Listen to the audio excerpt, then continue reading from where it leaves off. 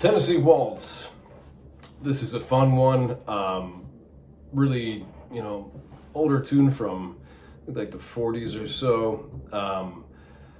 It's a great song at a, singer-songwriter style. Played at open mic night, playing in the corner of a bar. That's the first time I ever played it, was sitting in the corner of a bar on the banjo. So this song is actually a waltz, believe it or not. And it, if you're not familiar with waltzes, there's a very distinct sort of like time signature. It's 3/4 time. It's very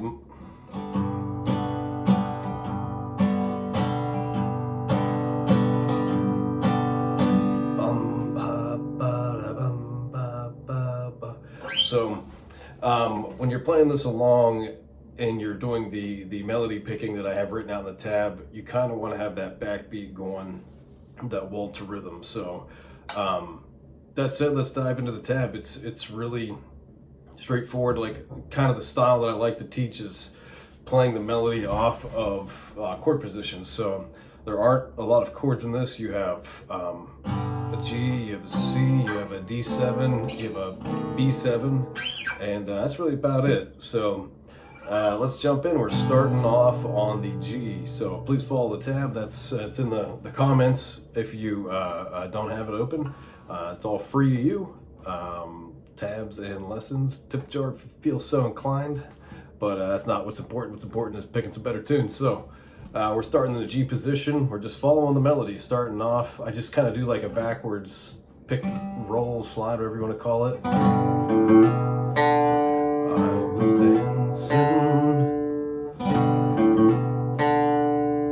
So I was dancing with my darling. So this next part's a little tricky, not too crazy, but it's more about the timing of your fingers landing. So you're going to do this, hit the open B and G together, hammer on the second fret on the G. You want to use your index finger for this hammer on, and then very quickly you're going to do so the trick is that you have at least I did in the beginning, I had this tendency to want to do this and hammer on both these notes at once. But if you hear that, the B string, just I think it being a thinner string, is more pronounced, and it's not the melody note that I need here. So it was just causing too much of a conflict there. So you do this, and then very quickly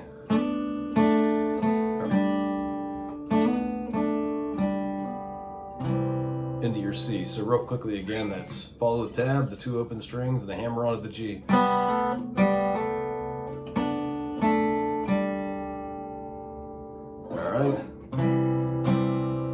We're staying in the C position here and doing a hammer on with your ring finger on the G second fret, back to G, and that's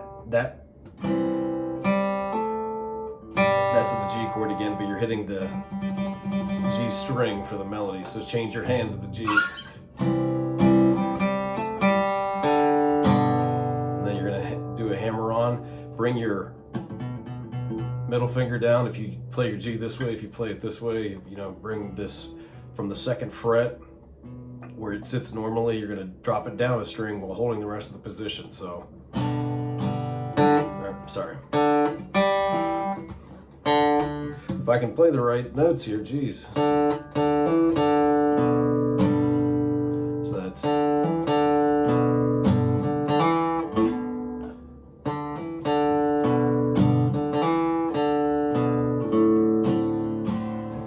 Make sure I'm playing that right. I'm kind of just lost in the middle here. How did I write that?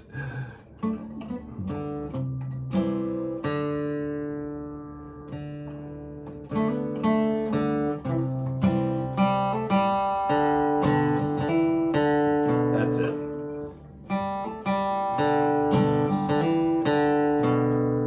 This is where you're gonna, so you did a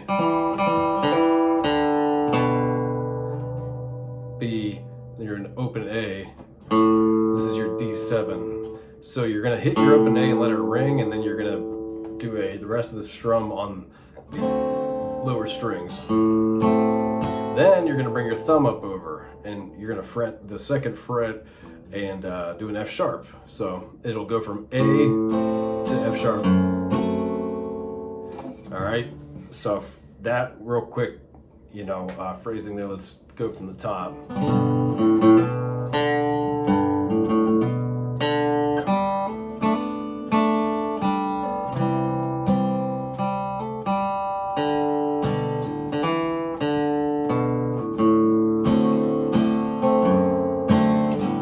Now we're back to G again.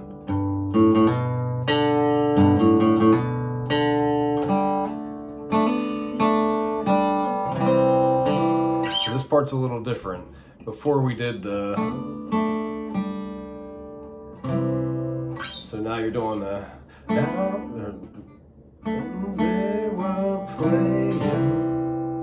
gonna hammer on your C. So it's very similar to the previous little lick there. And then you're gonna do your hammer on again. Drop this finger down, so go back to G position. Walking right down the G chord. And then you're going to do a D7 again, but you're only going to do a part of a D7 because you're going to need to stretch your pinky, and it's a lot easier to do if you don't have your ring finger down. So you really only need to do the D note, D string, this second fret on your G, and the first fret on your B. So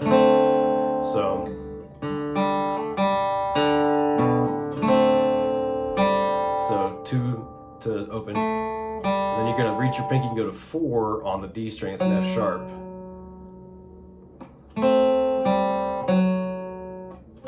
My sweetheart from... And then you're going to hit open G again and walk back down the G chord. Pretty straightforward on that part. Let me take it again from the top.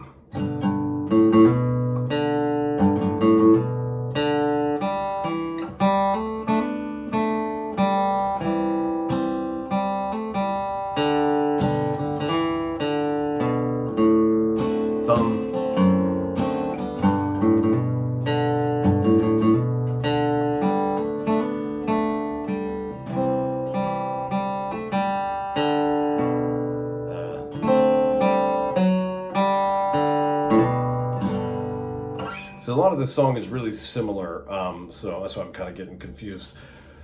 There are a few places that it's very similar, just tiny little differences. And so the next part is where we're going to introduce the B7 chords. If you're not familiar with B7, you're just, it looks like this. It's just imagine that you have most of your, well, not imagine, you do. Most of your fingers are on your second fret. So your second fret A, your first fret D, you have second fret G, open B, second fret on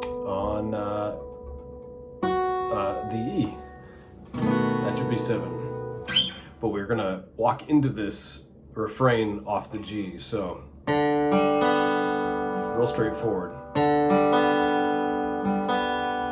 It's all open strings, so I did a few takes to get this right the first time, so mine's a little out, but this is a great time if you ever, there's a little like kind of tip, if you ever, you know, you have your B string and if you play it open, you're like, it just sounds so weird, why does it sound weird? If you tune your B string just a little flat, it sounds a lot better open. I know it's weird, you're like, why, you know, it's perfect on my tuner. Well, it sounds funny on some guitars.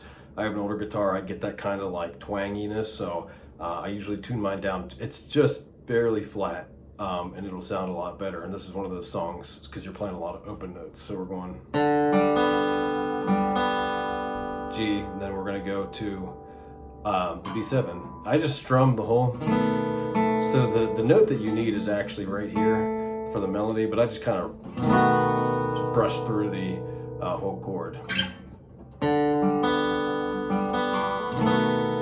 we're just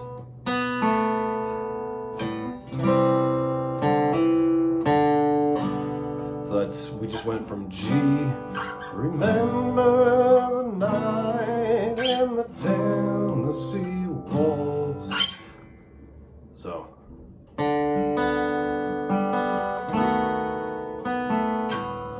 what? so then we're gonna do that similar, like when we go to the D, but this time we're actually gonna go a little lower. So that's what I meant. Some of it's similar, but it's just a little different. So before we went.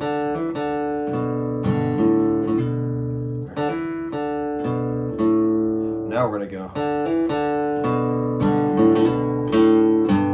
go back down to that G. And same with your thumb for your F sharp fret. I'm sorry, bass note. You're gonna fret with your thumb.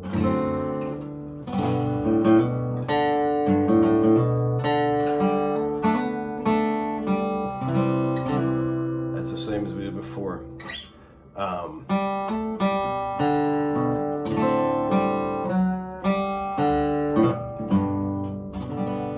Pretty straightforward.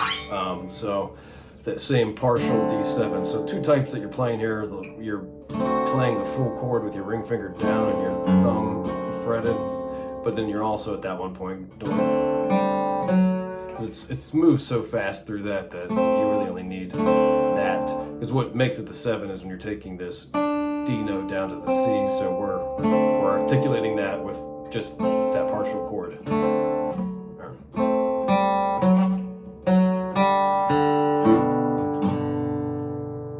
So that's really the song. Again, you want to have that waltzy feel as you're playing this.